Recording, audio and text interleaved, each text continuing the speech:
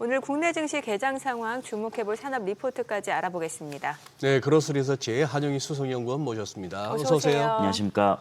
우리 한수석 월요일 날 이 시간 늘 책임져 주시는데 요즘 요거 한번 얘기 한번 하고 갑시다. 너무 성적이 좋아요. 아니 월요일 날 뭘 하나 이렇게 얘기하고 나면은 그 주간에 뭔가 일을 내더라고 주가가. 지난주 뭐 리가켄바이오, 뭐 ABL 바이오. 네. ADC 산업 보고서를 글쎄. 냈습니다. 글쎄. 네. 네, 저희도 몰랐죠 이거는 사실. 네, 그렇죠, 주가는. 뭐 일라이릴리아 계약 나온 거 저희가 어떻게 알겠습니까 이거는. 네. 근데 이제 시기가 좀 맞았다라고 생각을 좀 하고 있고요. 근데 ADC는 계속적으로 성장할 수밖에 없는 게 이게 기존 항암제는 제가 일전에도 한번 말씀드렸다시피 너무 정상세포까지 다 죽이다 보니까 네. 사람이 머리가 빠지고 구토가 나오고 이런 그렇죠. 부작용들이 나오기 네. 때문에 그런 부작용들을 확 줄여주는 거에 대한 미래 기술이라고 보시면 되는 거죠. 그래서 일라이릴리도 ABL 바이오를 선택한 것이고요. 그래서 상당히 좀 큰 금액이 나왔습니다. 그래서 지난주 산업보고서에서 저희가 ADC 산업보고서를 말씀을 드렸는데 이게 쉽게 말씀드리면 항원을 인식하는 그 암세포가 있냐 없냐라는 거를 인식하는 항체가 있고요. 그다음에 예. 항체와 약물을 연결해주는 링커라는 게 있습니다. 네. 그다음에 링커가 있고 그다음에 세포를 그럼 죽여야 되지 않습니까? 예. 이 독성이 있는 페이로드가 있는 거거든요. 그래서 이거를 세 가지가 같이 움직이는 게 ADC라고 보시면 될 것 같은데 저희가 이제 탑픽 종목으로는 ABL 바이오랑 리가켄 바이오를 이렇게 말씀을 드렸습니다. 근데 ABL 바이오 그래프바디 B 플랫폼에 대한 기술 이전하고 그다음에 공동 연구 개발이 일라이릴리와 나왔고 그다음에 더 좋은 소식이 나왔던 게 제가 알기로는 3자 배정일 거예요. 3자 배정으로 일라이릴리한테 유상증자까지 해서 220억까지 이제 받은 내용을 결국에는 야 일라이릴리가 지분 투자를 한다? 그러면은 와 이거는 장기적인 파트너로 갈 수 있겠다라는 기대감도 있는 거거든요. 그래서 ABL 바이오는 너무나 좋은 소식들이 나왔고 그다음에 리가캠하고 사실 조금 작은데 네. Y바이오 로직스라는 기업도 있습니다. 그래서 이런 기업들까지 기대감이 좀 나오면서 주가가 좀 많이 올라갔다라고 보시면 될 것 같고 그다음에 리가켄 바이오도 저희가 탑픽 종목으로 좀 말씀을 드리긴 했는데 네. 이게 리가켄 바이오도 자체 개발한 그 콘조올이라는 게 있습니다. 네. 콘조올 플랫폼이 있는데 여기서 이제 ADC 어워드가 매년마다 있거든요. 그래서 거기 참가를 했을 때 상을 굉장히 많이 받습니다. 그래서 작년에도 받았고 올해에도 받았고 그래서 리가켄 바이오는 이제 부작용은 최소한 설계로 이제 기존 기술 대비해 가지고 높은 약물 결합비가 중요하거든요. 이 링커랑 약물 결합비가. 그래서 이 링커 안정성을 좀 구현을 했다라고 보시면 될 것 같고. 그래서 ABL 바이오가 이제 선두주자로 계약이 나왔기 때문에 우리나라 ADC 기업들에 대한 기대감이 좀 많이 반영이 되지 않을까 이렇게 말씀을 좀 드리도록 하겠습니다.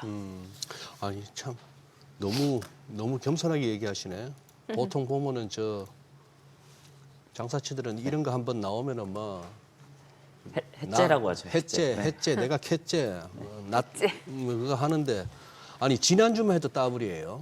지난 맞아요. 한 주 동안만 해도 따블이에요. 네, 그 ABL 전에 바이오가. 이미 15,000원, 2만 원 그 구간을 오래 머물다가 이게 10만 원 한번 돌파하는데 한번 진통을 겪다가 10만 원 아래에서 확 날라가지고 지금 지난주만 그래 됐는데 지금 그러면 여기서 추가 매수 부분은 어떻게 판단하세요?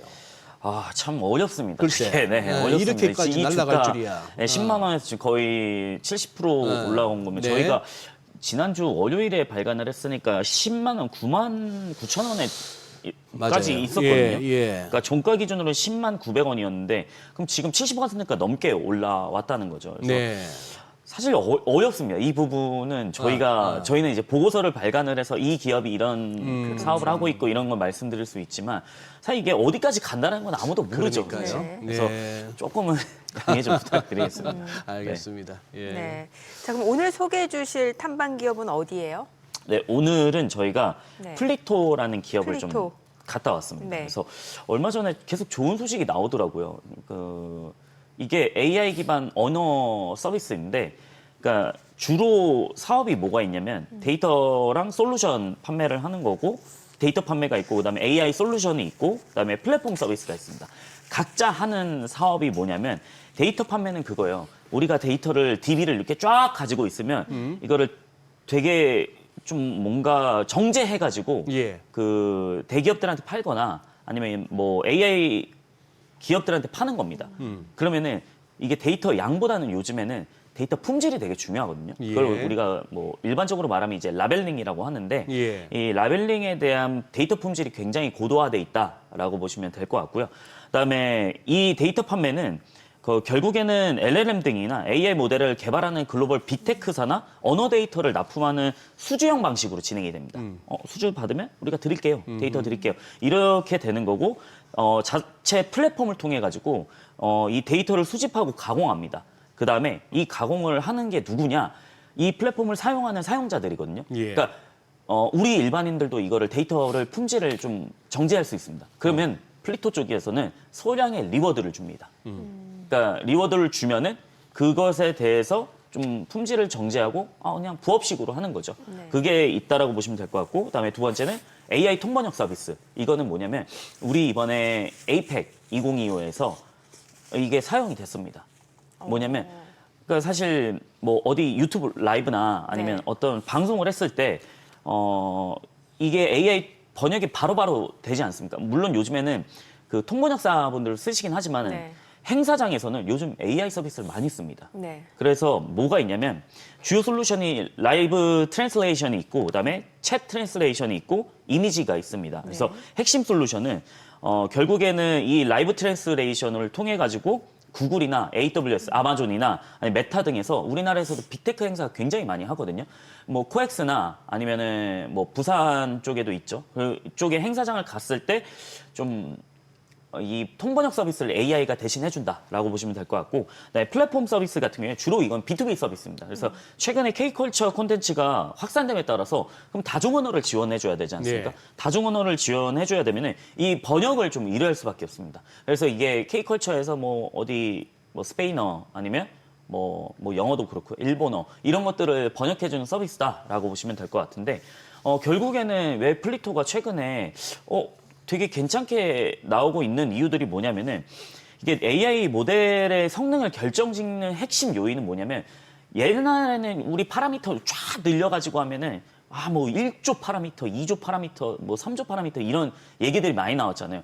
근데 그런 것보다는 요즘에는 야 너네가 데이터 품질이 얼마나 좋은 건데 라는 게 좀 많이 바뀌었습니다. 그래서 동사와 같은 AI 학습용 데이터 기업의 역할은 오히려 수요가 확대는 추세거든요.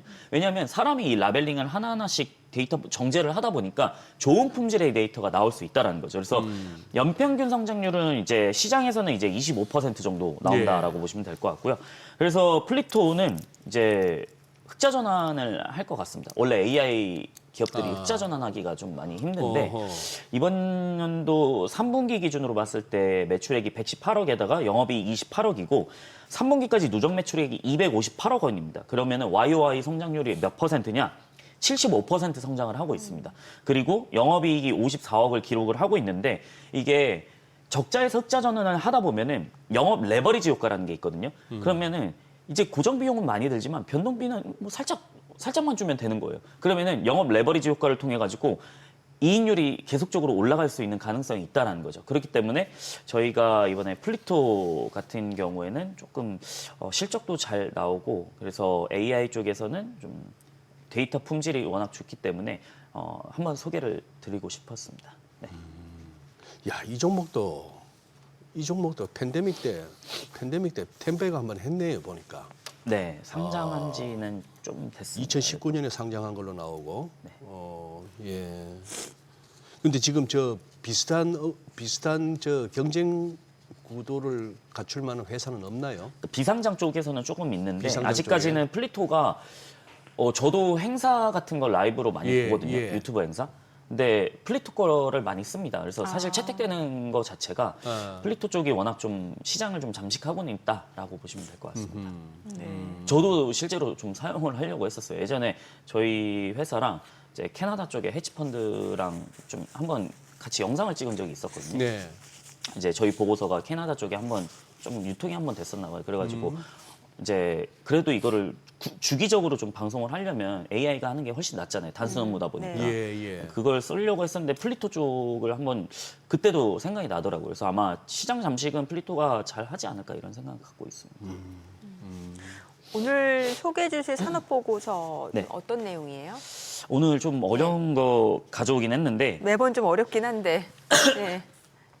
비만이랑 제약 쪽은 아닙니다. 아, 그러면 그래요? 차라리 네. 쉽겠다. 예. 예. 네, 네. 과연 쉬울지 어떨지. 과연 쉬울지. 네. 예. 이번에는 저희가 반도체 쪽을 가져오기는 했는데 아, 반도체. 반도체가 최근에 HBM이라는 단어가 굉장히 많이 나오고 있잖아요. 네. 그렇죠. 예.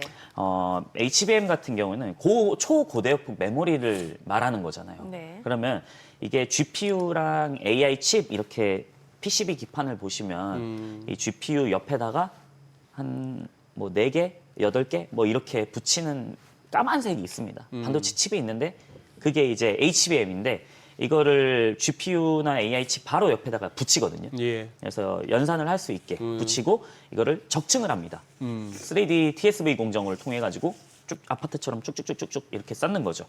근데 최근에 AI가 AGI로 가면서 네. 이거 병목 현상이 또 발생을 하네. 어떻게 할까? 그러면은 그 차세대 또 반도체 칩으로 가야 되는 게 있거든요. HBM을 개발한 카이스트 교수님이 있습니다. 근데 얼마 전에 우리 어떤 우리 방송에 여기 나왔죠. 저희 여기 저희 나오셨어요. 모셨어요. 네. 네. 그분이 HBM의 교수님. 맞습니다. 네네. HBM의 아버지시잖아요. 맞아요. 예. 네. 아주 뭐 제자들이 생일 케이크도 그냥 HBM으로 예. 얼마나 막 사진도 갖고 오셔서 맞아요. 저희한테 보여주셨어요. 네, 네. 그분께서 이제 그 교수님께서 얘기하신 게 이제 HBM 다음은 HBF다. 라고 맞아요. 말씀을 해주셨거든요. HBF다. 네, 펜아웃이죠. 이제 HBM보다는 이제 HBF로 가야 되는 건데 결국에는 HBF는 뭐냐면 쉽게 말씀드리면 그거예요. HBM은 엔진이 되게 좋은 엔진이라고 보시면 돼요. 근데 이거 출력 좀 딸리는데 나는 300km로 달리고 싶어. 그럼 막 튜닝을 하잖아요. 네. 튜닝을 해서 터보차저를 만듭니다. 예. 그럼 터보차저를 만들면 갑자기 속도가 더 빨라지잖아요. 그렇죠. 그게 이제 HB가 쉽게 말씀드리면 비교를 하자면 약간 그렇게 말씀을 드릴 수 있을 것 같은데 이제 기존 실리콘 인터포저 코어스 패키징 같은 경우는 면적이 커지고 배선 문제가 생기고 그다음에 열이나 수율 문제가 발생합니다. 그래서 최근에 나오는 게 뭐죠? 순행 방식으로 어떻게 열을 이거 잡냐. 이것도 많이 나오고 있잖아요. 예. 그래서 텍사스 그 콜텍스, 그러니까 테슬라의 콜텍스 공장 거기 있는 칩 같은 경우에도 순행 방식을 다 사용을 하거든요. 네. 근데 이 HBF 같은 경우는 펜아웃 기반 인터포저 대체 기술이 이제 필요해졌습니다. 그래서 HBM 뭐냐면 메모리 자체고 HBF는 이 메모리를 GPU랑 더 빠르게 연결을 해서 차세대 펜아웃 패키징을 필요로 한다라는 겁니다. 그래서 2025년에는 인공지능이 지금 너도 나도 빅테크에서는 너도 나도 투자를 계속한다 이러고 있잖아요. 근데 실제로 비즈니스에 적용을 하고 규모화하는 원년은 이제 2026년부터 시작이 될 것이다라고 보고 있는데 사티아 나델라가 이런 얘기를 했죠. 연산이 병목이 아니라 에너지랑 데이터 센터 공간이 병목 현상이 발생을 한다. 얘기를 했습니다. 네. 사티아나 데리가 누군데요? 마이크로소프트 CEO입니다. 네, 사티아 나델라가 이런 얘기를 했는데 자 이런 배경 하에서는 HBF가 계속적으로 주도를 받을 수밖에 없는 거고 이제 3D 낸드 플래시를 고대용 메모리 D램처럼 이제 수직으로 적층하는 방식입니다. 그래서 과거의 기존에는 CPU 방식은 병목 현상이 발생해서 GPU로 갔던 게 뭐냐면 CPU는 뭐 소장님이 저한테 이것 좀 해주세요라고 하면 제가 이렇게 처리를 하고 정민 앵커님이 네. 그 다음에 뭐 요청을 하면 그 다음에 하나씩 하는 거예요. 근데 병렬은 한꺼번에 다 할 수가 있습니다. 그래서 CPU에서 GPU로 이동을 하는 건데, 예. 근데 이 GPU도 단순하고 독립적인 연산을 대량적으로 이제 병렬 처리가 가능하긴 하거든요. 예. 그래서 CPU 대비해서는 이제 3배 정도의 속도가 나옵니다. 근데 GPU가 최대 성능을 내려면은 방대한 데이터를 지속적으로 공급을 받아야 되거든요. 네. 근데 여기서 HBM이 해결책이 됐는데 이 HBM의 조금 단점은 뭐냐? 비연속 저장 불가라는 게 있습니다. 휘발성이 있다는 거죠. 데이터가. 휘발성이 있기 때문에 HBM 칩이 최근에 가장 지금 공급하는 기준으로 봤을 때는 HBM3E잖아요. 네. 지금 양산을 하는 기준으로 봤을 때는. 근데 이게 칩당 얼마냐? 192GWh 정도 됩니다. 2기가 정도 됩니다. 근데 초대형 모델이 추론을 하는 요구 모델 같은 경우는 그러니까 GPT-4, 지금은 GPT-5를 쓰고 있죠, 우리가. 예, GPT-4급이 1.8조 파라미터 모델이거든요. 그러면은 추론을 했을 때는 3.6TB가 필요합니다. 그러면은 엄청나게 많이 필요한 거죠. 그러네요. 그러면 이제 HBM으로서는 추론 시대, 우리가 연산을 했을 때 출원으로 계속 갔을 때는 충족이 불가하게 된다라는 거죠. 여기까지는 조금 이해가 네, 되셨을 네, 텐데 네. 이제 HBM하고 HBF는 그러면은 대체가 되는 거냐? 예. 대체가 아니고 보완제 역할을 보완제? 해줄 수 있다라는 거죠. 그래서 HBM하고 HBF랑 같이 갈 수밖에 없다라는 거고 이제 HBF는 테라바이트급 용량을 제공을 하고 높은 대역폭을 제공을 합니다. 그러면은 저희가 봤을 때 좀 탑픽 종목은 뭐냐? 솔브레인. 솔브레인. 네. 이게 낸드거든요. 네. 결국에 그 HBF의 핵심은 뭐냐면 400단 3D 낸드입니다. 적층을 계속 이렇게 해야 된다는 거죠. 그러면은 그 HBM은 이제 D램을 쌓는 거고 네. HBF는 낸드를 쌓는 건데 낸드가 고층이 되다 보면은 결국에는 400단을 가면은 정밀 시각이 중요하거든요. 그럼 시각액이 중요합니다. 식각? 네. 네. 씻는 거, 불순물을 씻는 게 중요합니다. 왜냐하면 반도체는 불순물이 있으면 네. 바로 불량입니다. 어. 그러니까 그냥 버려야 돼요. 그냥. 어허. 그럼 양품을 만들기 위해서 그래서 반도체에선 수율이 몇 프로 나오냐, 몇 프로 나오냐 이게 되게 네. 중요하잖아요. 네. 근데 그 시가격이 굉장히 중요한데 이 솔브레인 시가격 같은 경우는 낸드 층수가 증가를 할수록 시가 공정 수요가 급증하게 됩니다. 그러면 솔브레인의 인산계 시가격 같은 경우는 이 3D 낸드 적층에 필요한 필수 소재거든요. 예. 그래서 감산이 종료되는 시점이 2025년 1분 상반기였고, 그다음에 400단 양산 개시가 됐고, 2026년 낸드 소재 업황 반등을 예상을 하고 있습니다. 저희가 봤을 때는. 그래서 HBF 양산 시점도 2026년 하반기 정도로 예상을 하고 있는데 HBF 투자랑 낸드 투자 고단화가 동일 타이밍이 적용이 된다는 거죠. 네. 그래서 2026년에는 저희가 봤을 때 낸드 고단화, 그다음에 HBF 시제품이 나오고, 그다음에 AI 추론 확대, 이 예. 트리플 모멘텀이 있다라고 생각을 해서 솔브레인을 좀 말씀을 드리는 거고, 왜 솔브레인 최대 수혜를 좀 받을 수 있냐라고 말씀을 드린다면은 400단대 진입은 결국에는 단가를 높여주고 예. 수요를 높여주고 점유율하고 직결이 됩니다. 그래서 2026년부터는 이 실적이 좀 반영되는 주가가 나오지 않을까라고 말씀을 좀 드리겠고요. 그래서 AI 반도체 소재 기업 중에서는 HBF가 나오게 된다라고 했을 때는 솔브레인을 좀 주목하시면 좋겠다라고 말씀드리겠습니다. 이 인상계 시가격을 만드는 업체가 솔브레인밖에 없는 거예요? 있기는 있는데 그래도 솔브레인이 워낙 지금 뭐 삼성하고 하이닉스 쪽에는 좀 크게 납품을 하고 있다 보니까 이미. 만약에 예. 쓰이게 된다라고 하면 솔브레인이 더 많이 쓰일 가능성이 높기 때문에 이 포텐셜이 훨씬 더 크다라고 말씀을 좀 드리겠습니다. 앞서 말씀해 주신 HBM 아버지 김종호 교수님이 이번 주 금요일에 출연 예정이신데 아, 저도 그래요. 챙겨 보도록 하겠습니다. 챙- 예, HBF 네. 또 설명을 해주시겠네요. 예. 저는 그분에 비하면 잘 모르는 편입니다. 아니 그래도 아버지니까. 또 예. 아니 근데 저 우리 한영희 수석께 좀 이 플리토는 제가 우연히 며칠 전에 그냥 기사로 봤어요. 네. 기사로 보니까 그때가 뉴시스였나? 저 뭐야 그로스 리서치에서 플리토에 대한 리포트가 나왔다 이러면서 한 수석 이제 인터뷰한 내용이 나오던데. 저는 아니, 인터뷰 안 했습니다. 아니, 그냥 인용만 됐을 그냥 겁니다. 연구 보고서를 인용한 거구나. 네네. 네. 아니 근데 지금 아마 우리 시청자분들 가운데 월요일만 나오는 우리 한수석의 설명에 조금 갈증을 느끼시는 시청자분들도 계실 것 같아요. 이렇게 그냥 기업 산업 동향만 얘기하시는 게 아니고 이제 토픽도 해주시고 하니까. 네. 아니 조금 더 이렇게 공부하실 분들한테 소개를 해주세요. 그로스 리서치 그냥 검색하면 나와요? 검색하면 나옵니다. 검색하면 나오고 네네. 그냥 들어가서 클릭하면 보고서 보실 수 관련 리포트 볼 수 있고 네네네. 볼 수 있습니다. 저희 로그인 홈페이지에 하라고 안 하고 로그인을 해야 됩니다. 왜냐면 로그인을 해야 됩니다. 돈은 안 내고 네, 저희가 무료로 나가는 게 무료로 그래서 나가니까.